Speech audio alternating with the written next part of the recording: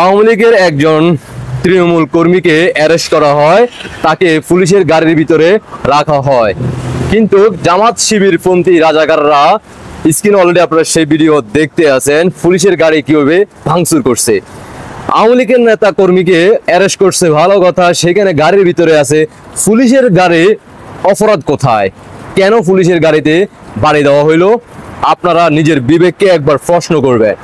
5ই আগস্টের দিন থেকে আপনারা দেখতে আছেন কিভাবে রাষ্ট্রীয় সম্পদ তারা ধ্বংস করতেছে।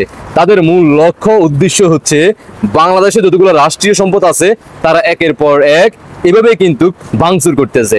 আর অন্যদিকে পুলিশ, আমরা যেখানে 5000 পুলিশ হত্যার জন্য বিচারের জন্য জয় বাংলার সৈনিকেরা অনলাইন এবং রাজপথে কাঁপাচ্ছে, প্রতিবাদ জানাচ্ছে, অন্যদিকে পুলিশ রাজাকার, কিছু সংখ্যক রাজাকাররা আমাদের নেতা কর্মীদেরকে ধরার জন্য তাদেরকে রাতের বেলা দিনের বেলা অভিযান চালায়। মা বোন ঘরের ভিতরে থাকলেও তারা নারী পুরুষ না নিয়ে তারা পুরুষেরা সেখানে অভিযান চালায়।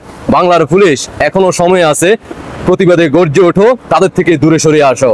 মনে রাখবেন, এই বাংলার মাটিকে শুধুমাত্র জয় বাংলার সৈনিকেরা, 71 সৈনিকেরা, মুক্তিযুদ্ধের সৈনিকেরাই পারে নিরাপত্তা দিতে, শুধু পুলিশ নয়। বাংলাদেশ সেনাবাহিনী বলেন, বাংলাদেশের সাধারণ জনগণ বলেন, বাংলাদেশের ভূখণ্ড বলেন, সকল কিছুর কিন্তু একমাত্র নিরাপত্তা দিতে পারে মাননীয় প্রধানমন্ত্রী শেখ হাসিনা। আশা করি বুঝতে পারছেন। দেশবাসীকে দেখার সুযোগ করে দিবেন। সবাই সবার জায়গা থেকে গর্জে উঠুন, রুখে দাঁড়ান, এই বাংলার ভূখণ্ডকে রক্ষা করুন। আসুন আমরা একসাথে গর্জে উঠি, এই বাংলার মাটিকে রাজাকার মুক্ত করি। আল্লাহ হাফেজ।